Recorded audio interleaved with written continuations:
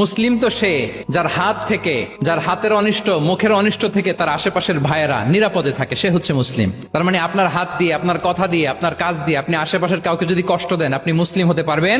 আপনি আশেপাশের কাউকে কষ্ট দিতে পারবেন না। আপনার নেইবরকে যদি আপনি কষ্ট দেন, আপনি মুসলিম হতে পারবেন না। আপনি অন্যের প্রাইভেসিতে যদি ইন্টারফেয়ার করেন, কারো প্রাইভেসি যদি ভায়োলেট করেন, আপনি ভালো মুসলিম হতে পারবেন?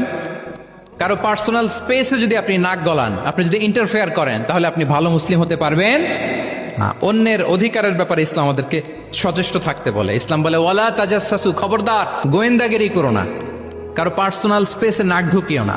যেটা তোমার ইস্যু না, যেটা তোমার বিজনেস না, ওখানে তুমি কভু যাবে না। কিন্তু আমরা এগুলো ভায়োলেট করি, দাদা আসছে, কি বলেন, করি না? অন্যের কোনো বিষয়ে আমাদের আগ্রহ থাকে বেশি, এরকম থাকে না? এনএসইউতে আলহামদুলিল্লাহ এরকম কেউ নাই, আছে এরকম? কারো পার্সোনাল বিষয়ে আমাদের কোনো ইন্টারেস্ট আছে? হাত তুলে ফেলছে কয়েকজন, আল্লাহ হেদায়েত দেখ আমাদেরকে। আচ্ছা, অন্যের পার্সোনাল বিষয়ে নাক গলাই না, এরকম কারা কারা দেখি? মাশাআল্লাহ, মাশাআল্লাহ, মাশাআল্লাহ। ঠিক আছে, হাত নামান। তাহলে অন্যের পার্সোনাল ইস্যুতে আমরা আজকে থেকে নাক গলাবো, আমরা ভুল করে ফেলি। ইনশাল্লাহ আমরা এমনটা